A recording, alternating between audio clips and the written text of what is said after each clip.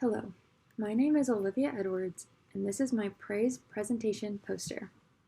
I chose to do my research and poster on cardiac I-123 MIBG scintigraphy in diagnosing Parkinson's disease in relation to sleep behavior disorders, biomarkers, and premotor symptoms. I am a certified nuclear medicine technologist, and I currently attend the College of Allied Health Science at the University of Cincinnati, and I am in the Advanced Medical Imaging Technology program. The methods I used to do my research were online resources regarding the diagnosis, treatment procedures, early detection, and biomarkers for Parkinson's disease. Google Scholar, PubMed, and CINAHL were all used to find scholarly and peer-reviewed articles. As I mentioned before, this study analyzed the investigation of cardiac iodine 123, or also known as meta-iodobenzylguanidine, or I-123 MIBG, or MIBG as I will state throughout this presentation, in relation to sleep behavior disorders known as REM, biological markers, and premotor symptoms for the diagnosis of Parkinson's disease. The goal of this study was to evaluate different methods of imaging to detect early Parkinson's disease before full clinical features appear to provide the best treatment strategy. Some background about Parkinson's disease is it is a progressive nervous system disorder that affects movement. It is caused by a loss of cells in the substantia nigra, specifically nerve cells. REM sleep disorders are often unpleasant dreams with vocal sounds and sudden, violent arm and leg movements throughout the REM sleep cycle. Biomarkers are imaging methods and techniques that serve a purpose in the early detection of Parkinson's disease.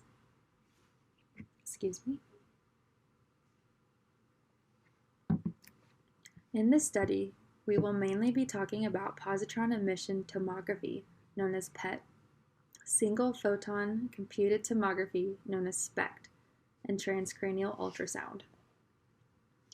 Premotor symptoms are non-motor indications that come before the motor symptoms in Parkinson's disease.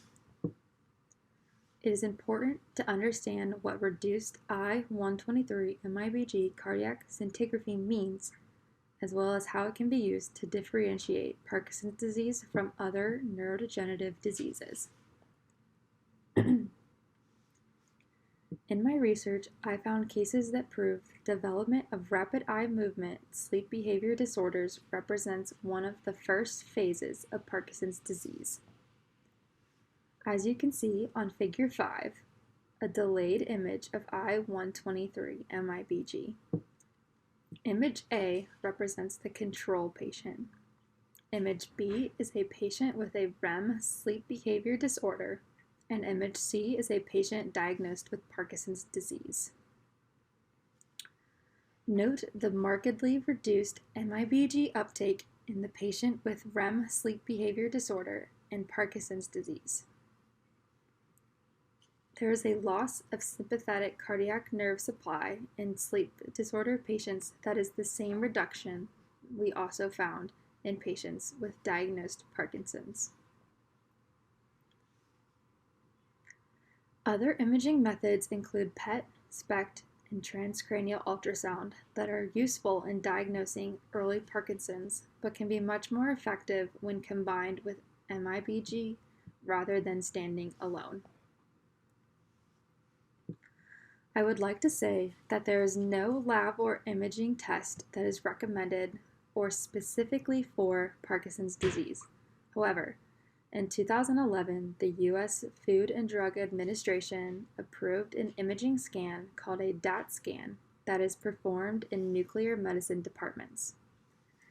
This technique allows doctors to see detailed pictures of the brain's dopamine system. Only in the study of patients with clinically uncertain Parkinson's syndrome, a highly diagnostic accuracy of a DAT SPECT image was observed with a sensitivity rate of 98%. I-123 MIBG cardiac scintigraphy has an 81% detection sensitivity of diagnosing Parkinson's disease by examining the uptake of the heart in patients. Figure 1 is an image of an I-123 MIBG cardiac scintigraphy. PET imaging has a 70% sensitivity of detecting Parkinson's in patients but cannot tell the difference between typical and atypical Parkinson's disease. Atypical Parkinson's symptoms tend to come earlier than they do in typical Parkinson's. Symptoms such as falling, dementia, and hallucinations occur early in atypical disorders. Atypical Parkinson's syndrome patients are much less responsive to typical Parkinson's syndrome's medications. The combination of PET and I-123 MIBG is still awaiting affirmation, but it seems to be favorable according to research. A PET scan is shown in Figure 2. SPECT imaging has a sensitivity of 68% in diagnosing Parkinson's patients, but when combined with I-123 MIBG, it has a 96% sensitivity rate. A SPECT scan is shown in Figure 3. Finally, transcranial ultrasound has a 79% sensitivity alone of detecting Parkinson's, but when combined with I-123 MIBG, it has a 95% sensitivity rate. Figure 4 is an image of a transcranial ultrasound. The best standalone method is I-123 MIBG. However, all methods show very promising results when combined. The best combination through research is currently I-123 MIBG and SPECT imaging.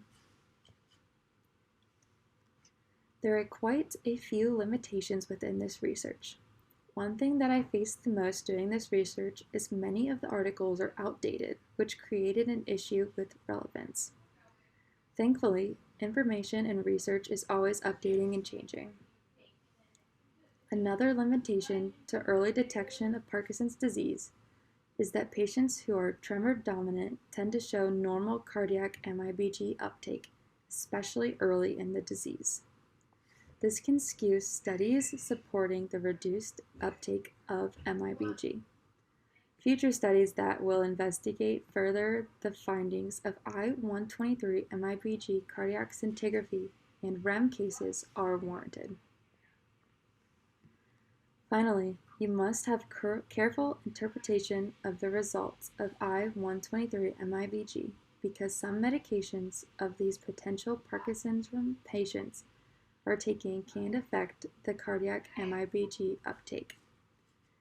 It could seem to be either higher uptake or lower uptake than what the actual uptake is, depending on the medication. This can also happen in patients with congestive heart failure. The medications and how they will affect the uptake of MIBG is still under research. In conclusion, medical imaging is a field of numerous different technologies. New updated research about Parkinson's disease, REM, biomarkers, and premotors will always be relevant. I-123 MIBG cardiac scintigraphy helps shed more light on the highly complicated disease of Parkinson's syndrome. Parkinson's is a field that has much more to discover and will always need research. Thank you for watching my PRaISE presentation.